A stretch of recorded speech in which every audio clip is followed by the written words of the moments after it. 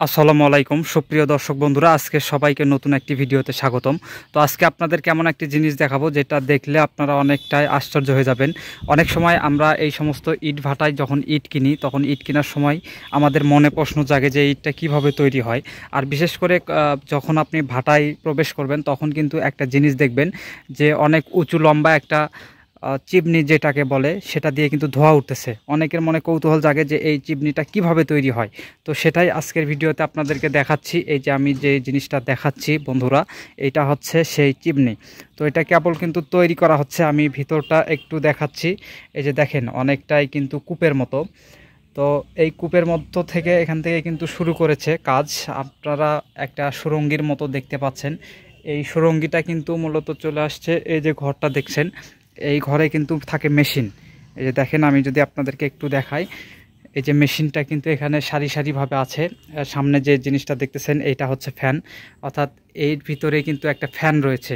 এই ফ্যান থেকে কিন্তু হাওয়া হয়, এই হাওয়াতেই কিন্তু ইট ভাটায় যে আগুনগুলা থাকে এই আগুনগুলা দৌড়ে এবং ইট পোড়ানো হয়। তো আমি আপনাদেরকে এটার ভিতরে আপাতত একটু দেখাচ্ছি যে দেখেন কতটা ময়লা, কতটা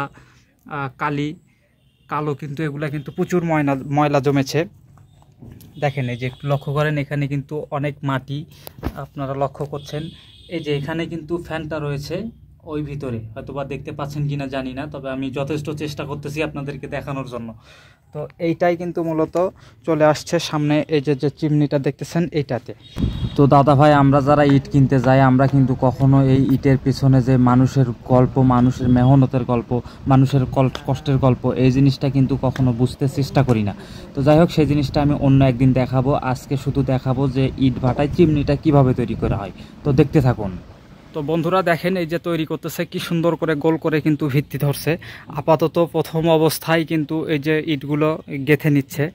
তো এই ইটগুলা গাঁথার পরে এটা কিন্তু প্লাস্টার করবে, আর এইটা কিন্তু অনেকটাই উঁচু লম্বা করবে, একেবারে ঠিক এই রকম।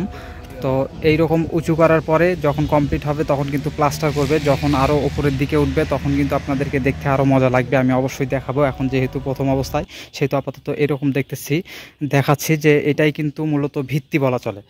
আর একটা জিনিস, সেটা হচ্ছে যে এই যে জিনিসটা তৈরি করতেছে, এই জিনিসটা কিন্তু অনেকটা সিমেন্ট মনে করে অনেকে, যে সিমেন্ট দিয়ে হয়তোবা করছে। যেহেতু ইট যে কাঁথে আমরা যে বিল্ডিং বা বিভিন্ন ঘরবাড়ি তৈরি করতে দেখি, তখন কিন্তু সিমেন্ট দিয়ে বা বালি দিয়ে এই ইটগুলো গাঁথা হয়। কিন্তু এখানে কিন্তু তার একেবারেই বিকল্প। আমি যদি একটু দেখাই যে জিনিসগুলা, এগুলা কিন্তু চুনসুরকি বলা চলে। এটা তৈরি হচ্ছে হলো এই যে এটা দিয়ে, এই যে দেখেন, এই যে জিনিসগুলো দিয়ে কিন্তু তৈরি হয় চুন এবং সুরকি।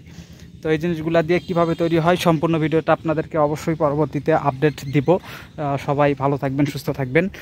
যখন তৈরি হয়ে যাবে এই জিনিসগুলো তখন কিন্তু আপনাদেরকে আবারও আমি আপডেট দিব। সবাই সুস্থ থাকবেন, ভালো থাকবেন। আল্লাহ হাফেজ।